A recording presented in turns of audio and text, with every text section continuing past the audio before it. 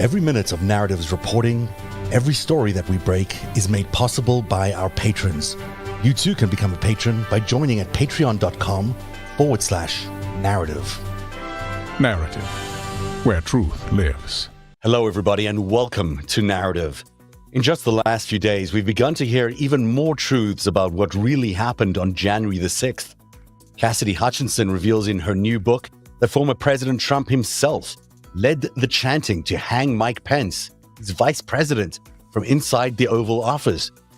We've heard from Chairman of the Joint Chiefs of Staff, General Mark Milley, recount how close America came to a full stop of our Constitution. There are just so many revelations in every news day, it really is very hard to keep track. So it's precisely because of that tonight we're going to slow talk our way through one of the news headlines from the last few weeks, which barely registered, but which until this moment is still the most significant headline of January the 6th. Proud Boys leader Enrique Tarrio getting 22 years in federal prison for seditious conspiracy and other charges related to the riot.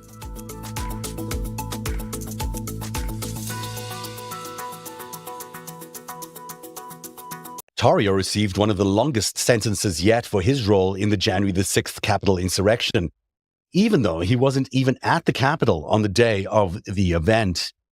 Prosecutors say he was absolutely instrumental in planning and organizing the Proud Boys' participation. And my guest today is Brandy Buckman, an independent reporter who has been covering the Tarrio trial and sentencing. We're going to discuss the courtroom atmosphere during Tarrio's sentencing, along with his apology. Was it sincere? And also, what does all this lengthy sentence mean for the future of the Proud Boys organization? So, Brandy, you were in the courtroom as the sentencing came down, and it was really riveting reading your incredible thread that day about how emotional that day was.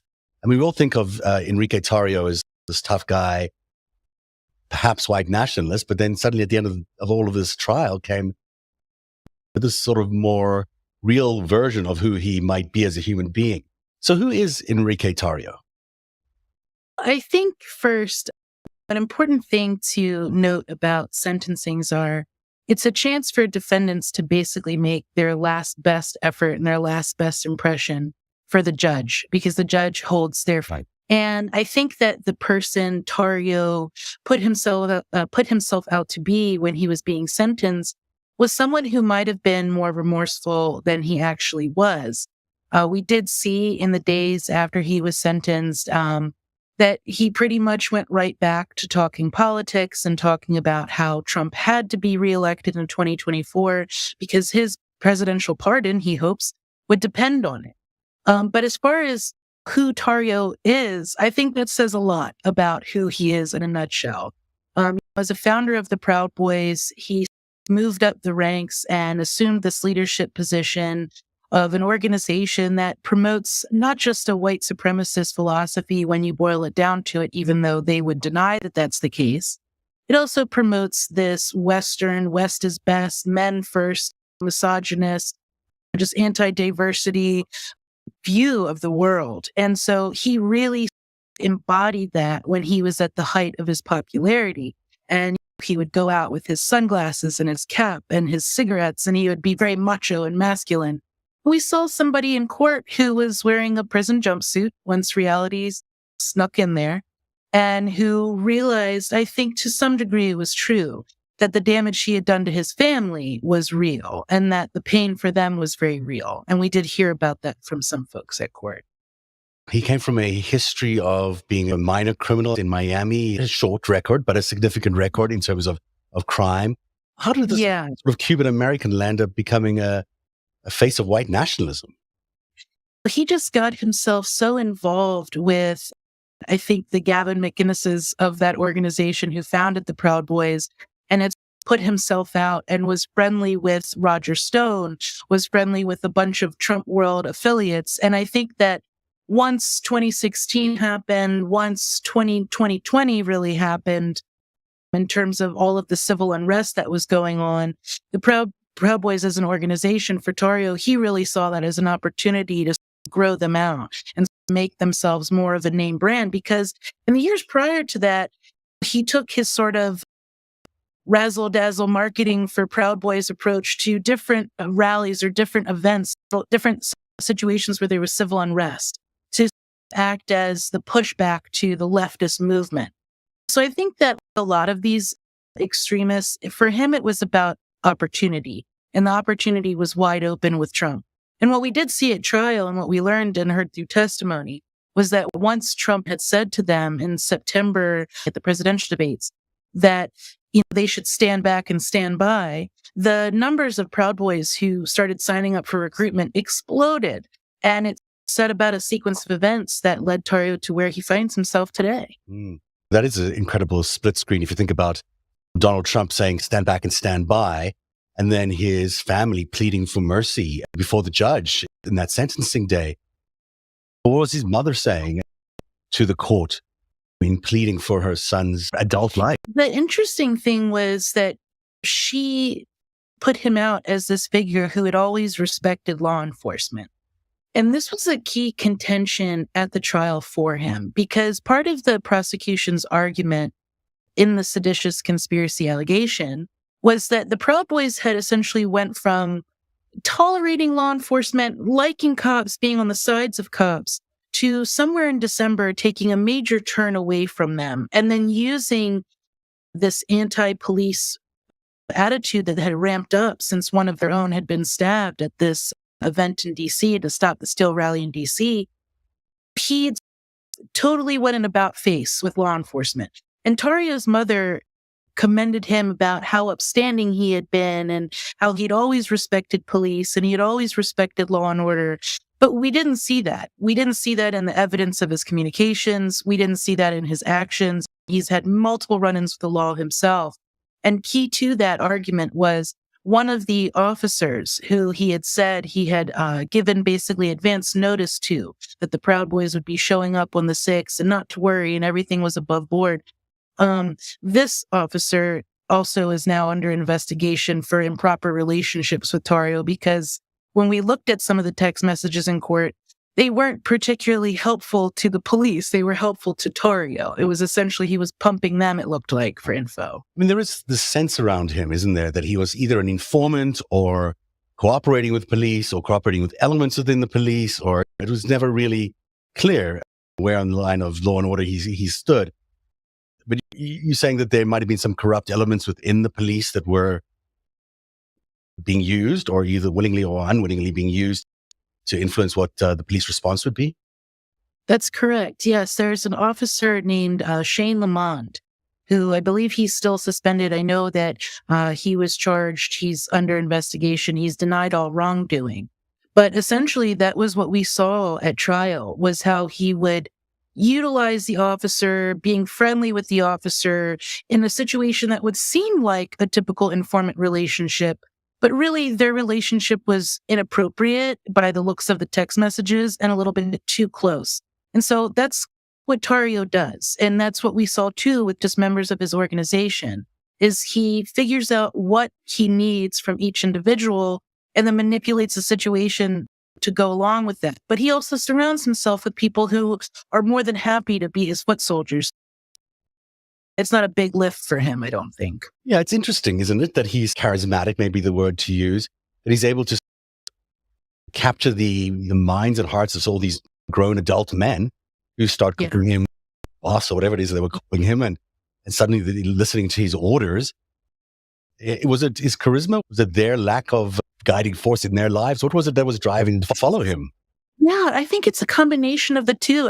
Look, Tarrio is a charismatic figure. When you see him talking at rallies, or you see him, what we saw at trial in his private meetings with his men, he's funny, he's likable, he's charming.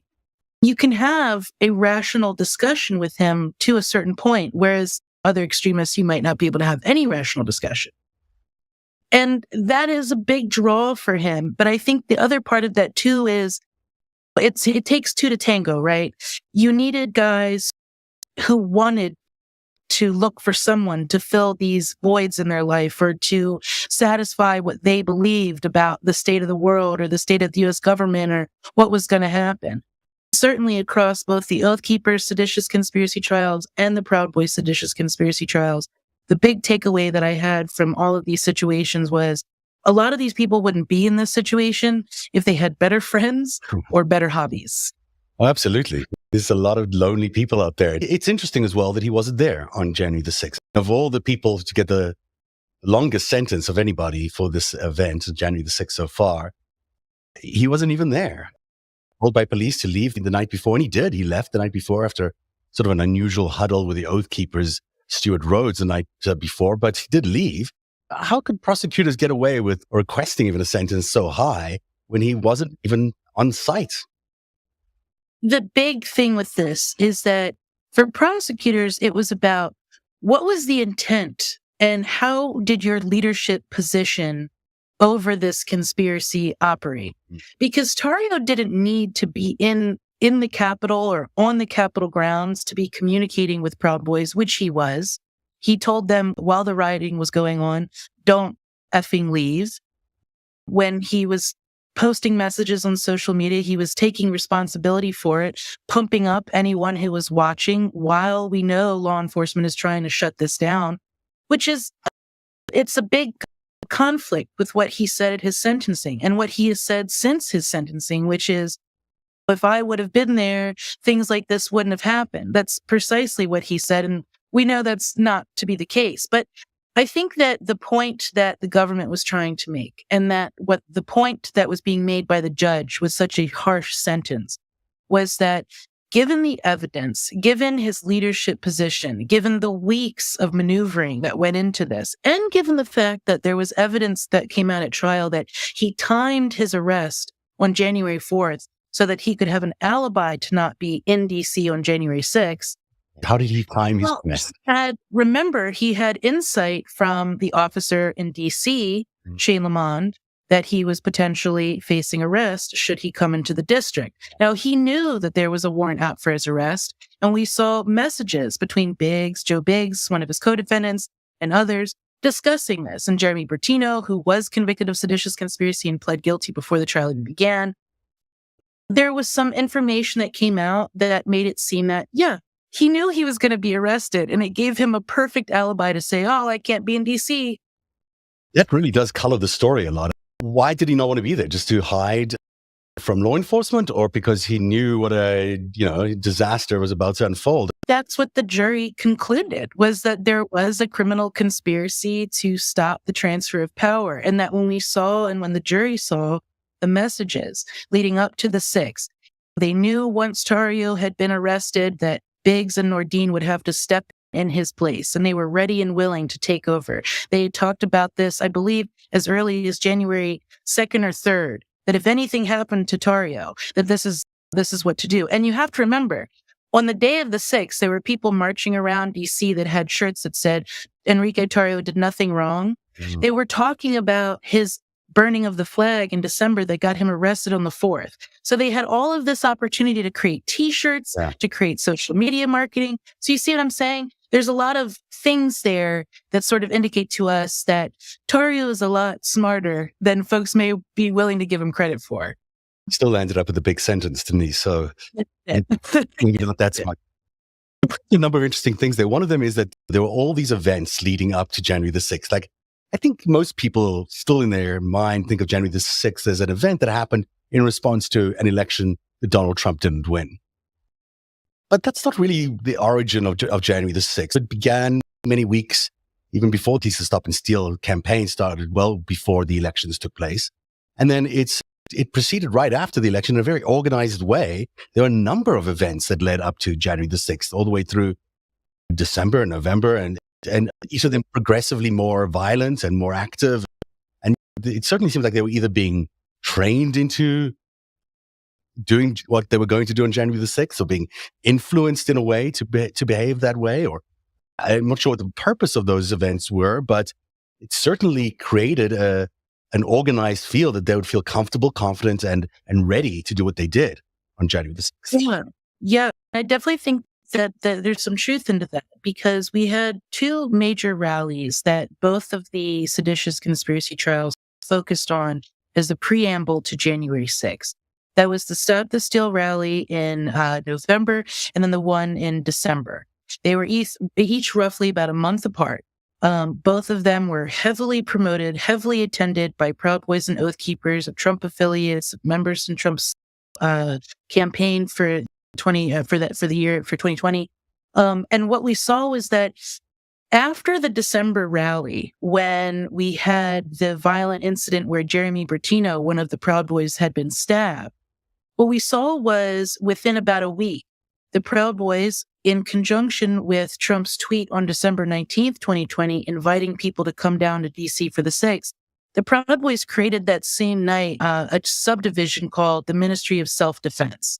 And what that ministry did was it allowed them to put up I would argue, the edifice of, we need to protect ourselves at these rallies because things are going to get crazy. And now that Trump has said there's this wild rally coming, we really need to know how to deal with Antifa. We need to know how to deal with the police. We need to do. And so all of the ramping up that happened absolutely was instrumental in building to the crescendo of January 6th before anybody even knew, I think, that January 6th was going to be a thing. Trump said in September of 2020 that he was not going to accept the results of the election if he didn't win. Yeah. And there's a clip from Roger Stone talking about stop the steal and martial law on Alex Jones, also from September of 2020. The prosecution, I think, mentioned Tarrio as the general of the Proud Boys. And maybe that's exactly who he was. But in some ways, I think of him more as a bit of a field commander. And because the real general, in some ways, maybe it's a spiritual godfather, if you will, I don't know, of the Proud Boys, is Roger Stone, which is, here he is in 2016 in Oregon, hanging out with the Proud Boys, I think well before Tarrio was even a member. It's very infancy as the Proud Boys were being launched. With Alex Jones retweeting this photograph, the origins of the Proud Boys feature Roger Stone quite dramatically and quite emphatically, and then it continues all the way through. He did take an oath to the Proud Boys as well. That's right. And certainly they were with him. Tarrio was with him and many of the other Proud Boys with him all the way until January the 6th. It's only on January the 6th that suddenly we saw the Oath Keepers playing security for Roger Stone and not Tarrio. And yet Tarrio is going to jail. Roger Stone is still out there living the life. Yeah. Did he talk about Stone? Did he mention him on the trial? Did Roger Stone come up? Roger Stone came up, I would say, infrequently in the trial. And I think that there was a strategy for this for the prosecution. He would come up when it would be discussed about Proud Boys operating essentially as security guards on the 6th.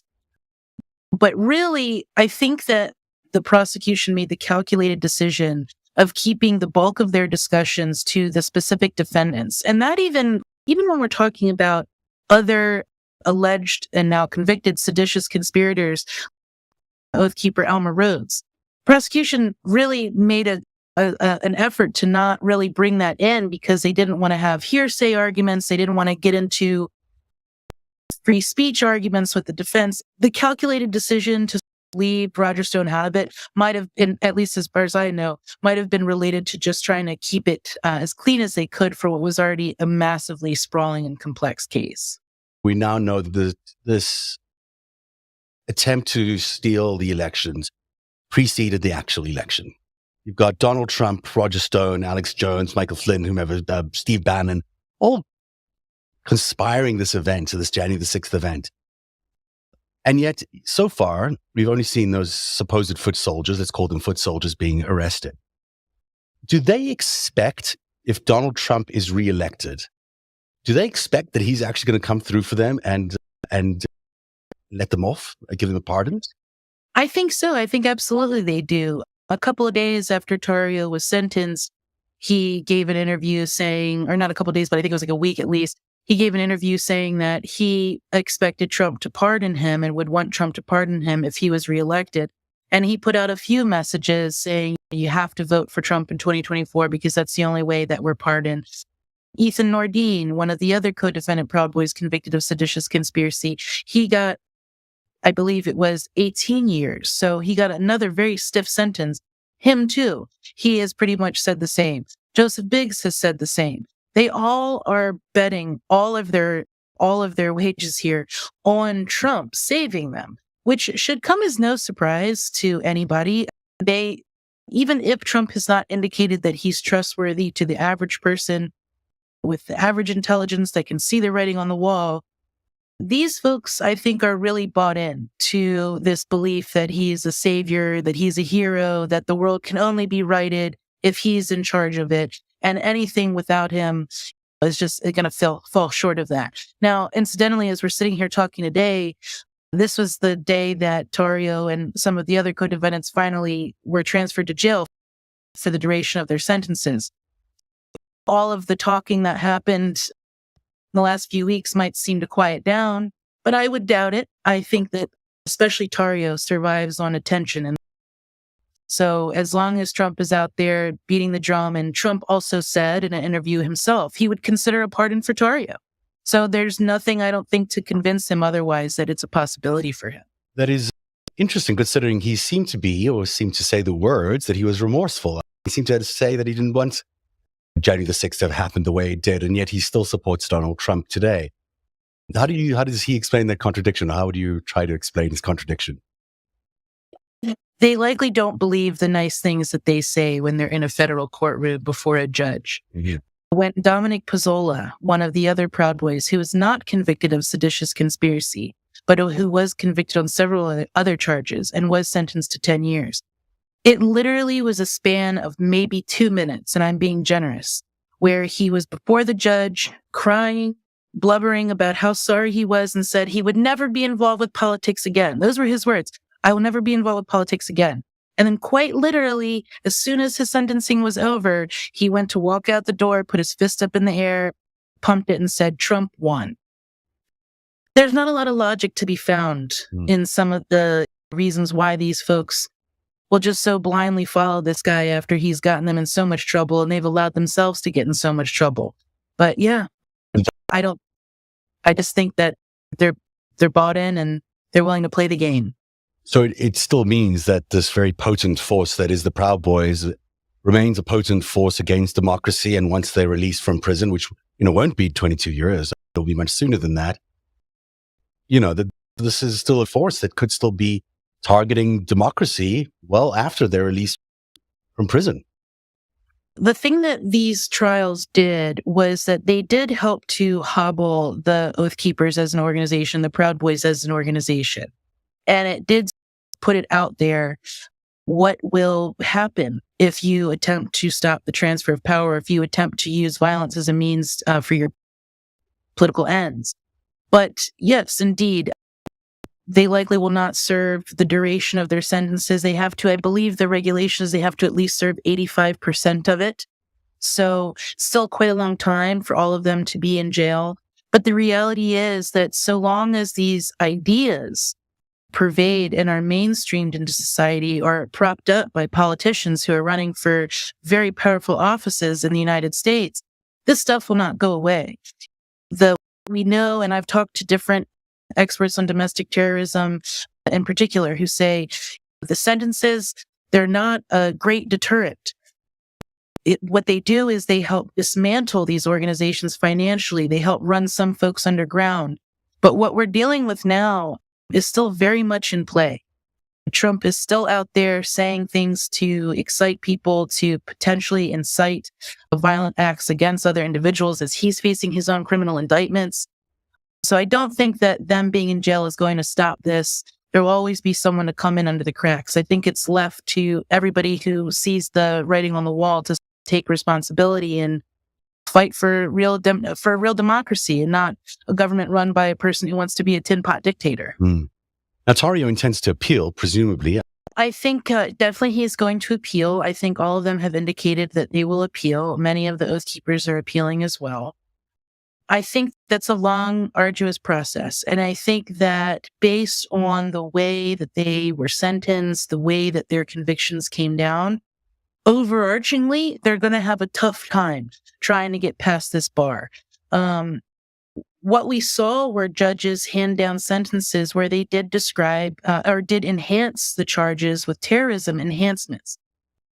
This was a violent effort to stop the transfer of power. With or without a plan that was found written down, there was sufficient evidence for a jury to convict. And the judge also, he denied motions for acquittal.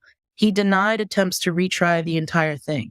he was very clear about it in the Proud Boys case, that what they did was very serious. And while he did not feel, the judge, he did not feel that what the Proud Boys did rose to the level of intent to kill officials, which I think is a interesting decision. He still was very adamant about how serious their efforts were and how what they did was they stopped a more than 200-year tradition of a peaceful transfer of power. And never will we have that tradition back. We have to restart that now. Such a good point. And the fact that there may not have been a plan written down doesn't necessarily mean there wasn't a plan. Ultimately, it seems like they had one. It seems like they really were organized enough to do what they did. And this portends badly for what might happen in the future. We just, now that they've seen the lay of the land, they've seen the cracks in the procedures in Capitol Hill, there are ways for them to strike again. And this could happen again in future elections, which is just quite terrifying for all of us who've been at this for way too long. Now, Brady, this is also a very personal trial for you. I don't know how many 4-month trials you sat through before, but that's a long time to dedicate to one story. What is it like sitting in a courtroom there for 4 months, day in and day out, and just living and breathing this conspiracy? Yeah. Look, I had been covering January 6th since the day that it happened, and I had been covering everything that happened before January 6th prior to that. And so getting to this stage where we were actually seeing some of the folks who were responsible for the violence going through the very system that they tried to tear apart, literal blocks away from where all of this happened, it was surreal at times. And a lot of the material I was already very familiar with. So it wasn't a lot of particularly shocking stuff that came out of it for me. However, that being said, it was definitely very intense to see these Proud Boys testify on their own behalf and put up their defense to what we all saw happen on January 6th. It was a long slog, and I would not recommend covering 4-month trials to anyone if they can avoid it.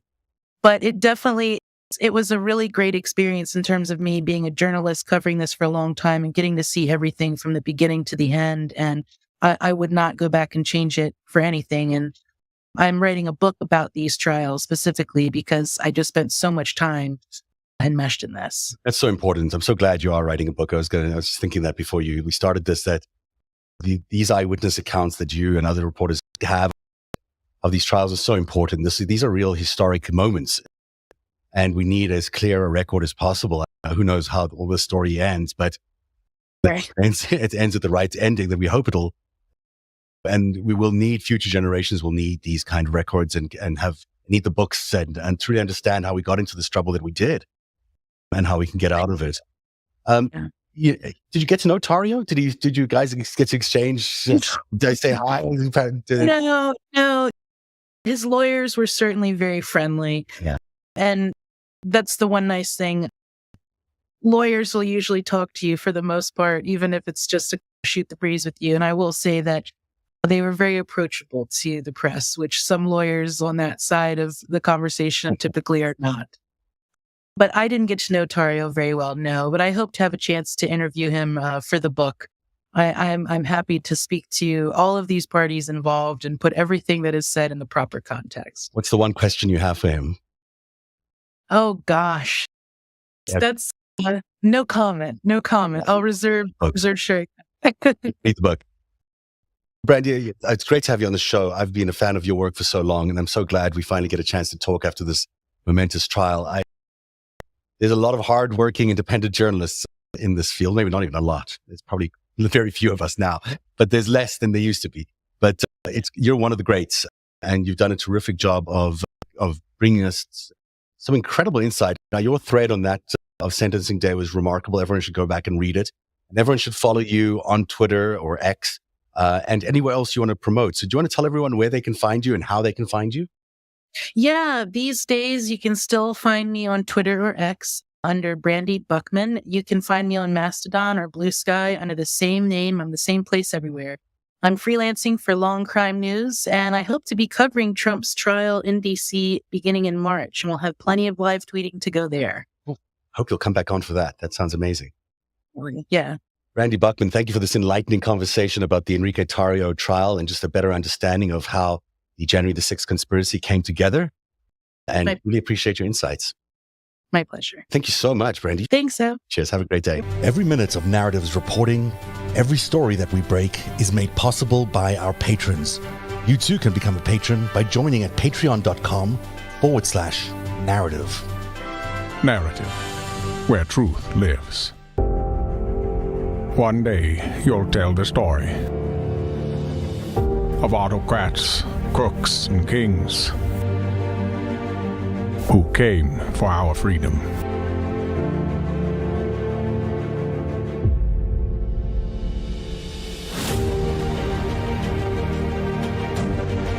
A story of citizens who stood up to tyranny and won.